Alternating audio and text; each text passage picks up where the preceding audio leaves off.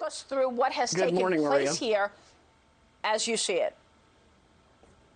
Yes, there has been a massive and coordinated effort to steal this election from we, the people of the United States of America, to delegitimize and destroy votes for Donald Trump, to manufacture votes for Joe Biden. They have done it in every way imaginable, from having dead people vote in massive numbers to absolutely fraudulently creating ballots that exist only voting for Biden. We've identified at least 450,000 ballots in the key states that miraculously only have a mark for Joe Biden on them and no other candidate. If you look at Florida, where things were done right, you can see that that's how the rest of the country should have gone. But they also used an algorithm to calculate the votes they would need to flip, and they used the computers to flip those votes from from Trump to Biden, and from other Republican candidates to their competitors also.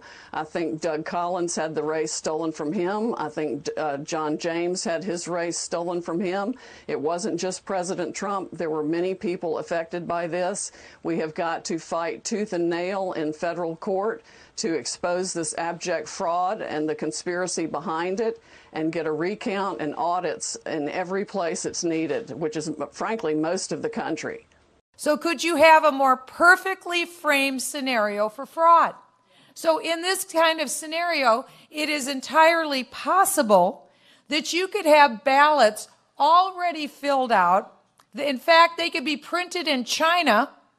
They could be routed through various countries so you can't detect them, make their way into Minnesota, be in a barn somewhere until after the election day is over, you count up the ballots and you say, gee, how many more do we need? Oh, we're short 48,000? No problem.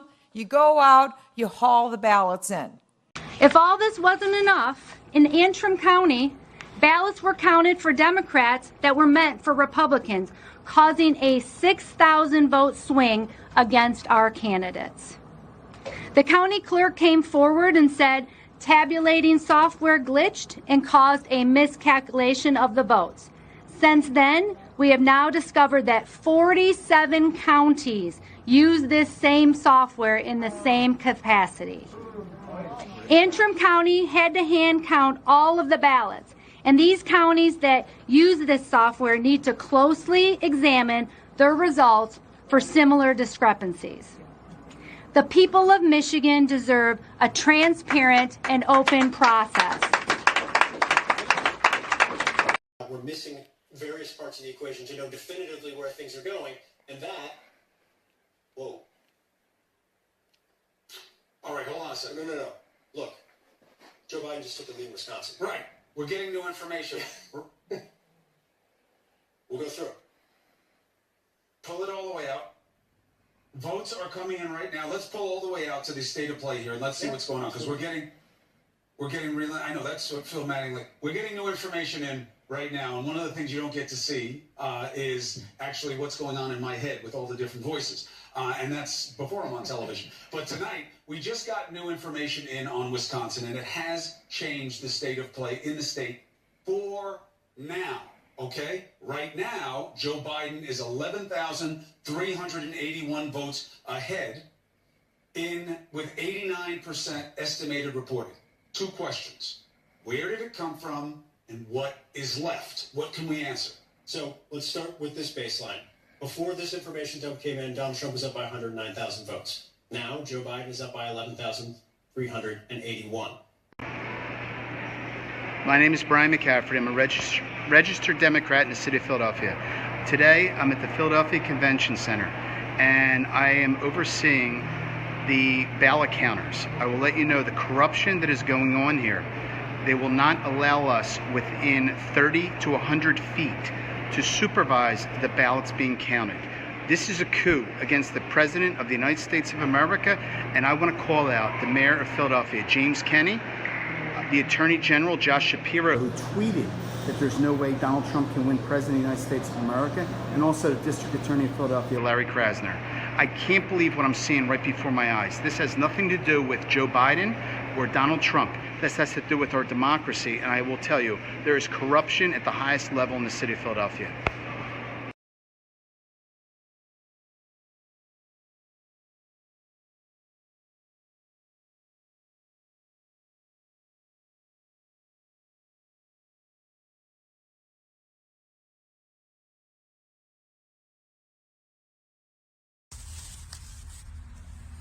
Yeah.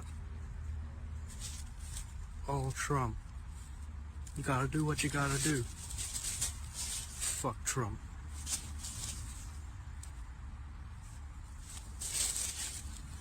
Got around 80.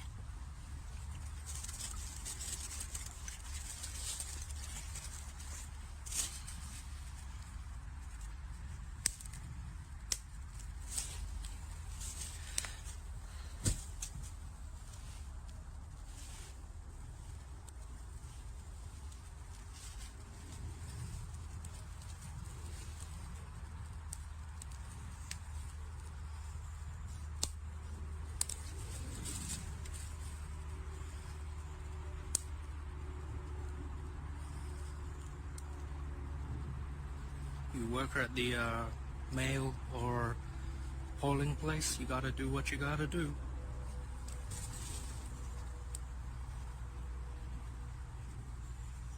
Yeah, fuck Trump.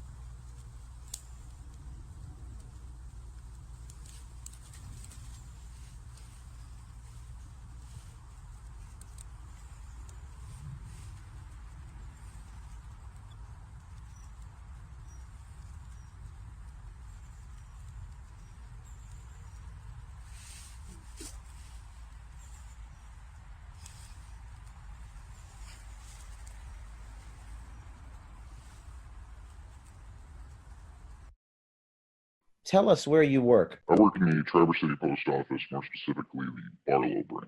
Your boss told you and your colleagues something that shocked you this morning. What was it? We were issued a directive this morning to collect any ballots we find in mailboxes, collection boxes, just outgoing mail in general, separate them at the end of the day so that they could hand stamp them with the previous day's date. Today is November 4th, for clarification. Who is your boss, and what is his title? Jonathan would be a direct supervisor, yes.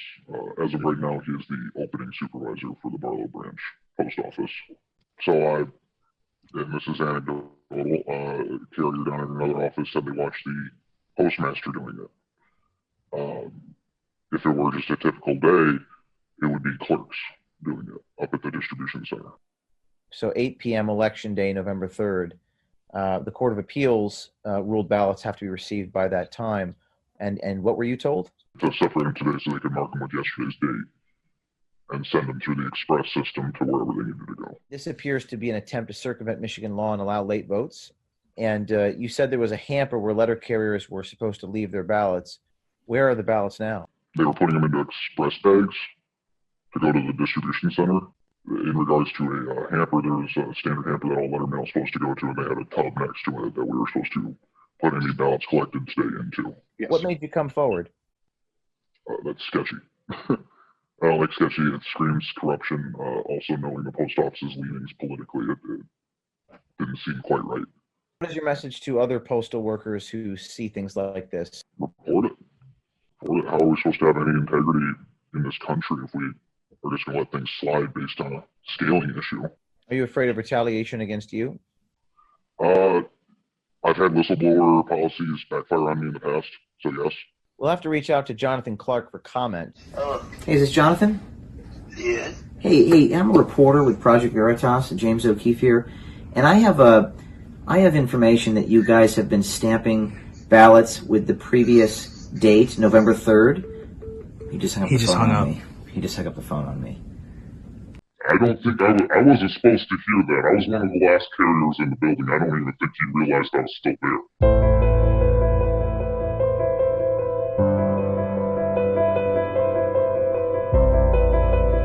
Okay, tell me where you work. I work at the post office in Erie, PA. Tell us what happened this morning, November the 5th. This morning I was casing my route, and I saw the postmaster pull one of our supervisors to the side And as he was pulling the supervisor, it was really close to where my case was, so I was able to listen in, and I heard him say to the supervisor that they messed up yesterday. I was like, oh, what did they mess up on? And he told the supervisor that they had postmarked one of the ballots for the 4th instead of the 3rd, because they were supposed to put them for the 3rd. Why was he upset? Because he's honest to God, he's actually a Trump hater. But because it may have came from Pittsburgh. I don't know the whole details because I'm not a supervisor. All these ballots that are coming in today, tomorrow, yesterday, are all supposed to be postmarked the 3rd. Do you believe that order still stands? Yes, no doubt, considering that they still want us to pick up ballots tomorrow. They had a specific meeting, safety meeting, where one of the higher ups, Rob and Stephanie, basically told us to make sure we pick up the ballots and give them directly to the supervisor. Rob, the postmaster. Yes. And you're telling me that they're still asking people to pick up ballots tomorrow, November 6th? Yes. There's a whistleblower inside your office that says that you have been ordering employees to backdate ballots to November 3rd from November 4th and 5th. That's untrue, and I don't talk to reporters. Thank you. Okay, but we've had multiple sources say that this is happening. He hung up the phone on me. I get calls from my father to tell me that the New York Times is calling, but my old partner Eric, who literally has done me harm for I don't know how long, is the one taking the calls because my father will not stop sending the calls to Eric. I have another New York Times reporter calling about my representation of literally, Dr. Patrick Koh, the fucking spy chief of China, who started the company that my partner, who was worth $323 billion, founded,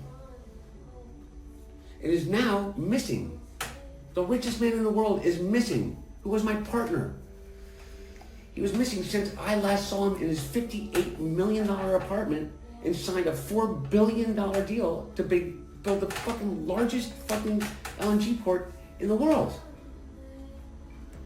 And I am receiving calls from the Southern District of New York, from the U.S. Attorney himself. My best friend in business, Devin, has named me as a witness without telling me in a criminal case, and my father without telling me.